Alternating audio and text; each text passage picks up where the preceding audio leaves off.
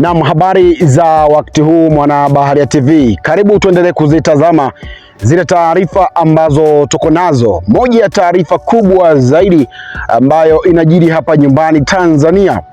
Rais wa Jamhuri ya Muungano wa Tanzania Dr. Samia Suluhu Hassan amemwasili mtoto mchanga wa kike jana Machi 11, 2026 Ikulu Chamwino, Dodoma. Mtoto huyo aliyepewa jina la Grace Samia Suluhu alitelekezwa mjini Nzega mkoani Tabora na alikabidhiwa kwa rais na mkuu wa wilaya ya Nzega Mheshimiwa Naitapwake Tukai. Tukai alisema mtoto huyo alipatikana Januari 11, 2026 karibu na nyumba ya wageni ya Kasulu, na baada ya kushirikiana na polisi alipelekwa hospitali kwa uchunguzi. Rais Dr. Samia amemkaribisha mtoto katika familia yake, akiahidi kumpatia malezi, ulinzi na huduma zote muhimu. Kumekuwa na maoni mbalimbali ya Watanzania ambayo umeendelea kuiandika kwenye mitandao ya kijamii, na pitia baadhi ya jumbe ambazo tuko nazo hapa ndani. Amina, mkoa wa Dar es Salaam Tanzania, anasema ni jambo zuri sana kuona rais akitoa msaada wa moja kwa moja kwa mtoto huyu.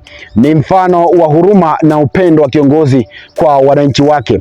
Julius Mwakioma wa Tabora Tanzania anasema nimefurahi kuona mtoto akikabidhiwa salama kwa rais. Hii inaonyesha mfumo wa usalama na ushirikiano kati ya serikali na jamii unafanya kazi vizuri. Fatuma Lema wa Dodoma Tanzania anasema Rais Dr. Samia amefanya kazi nzuri kwa kumkaribisha mtoto huyu katika familia yake. Tunahitaji huduma zaidi za mifano kama hii ya uongozi wenye huruma. Je, maoni yako ni yapi kuhusiana na taarifa hii mwana Baharia TV? Tafadhali tuandikie hapa, nitakuja kupitia hapo baadaye. Rangu jina mimi ni Friday Mwangomare na hii ni Baharia TV.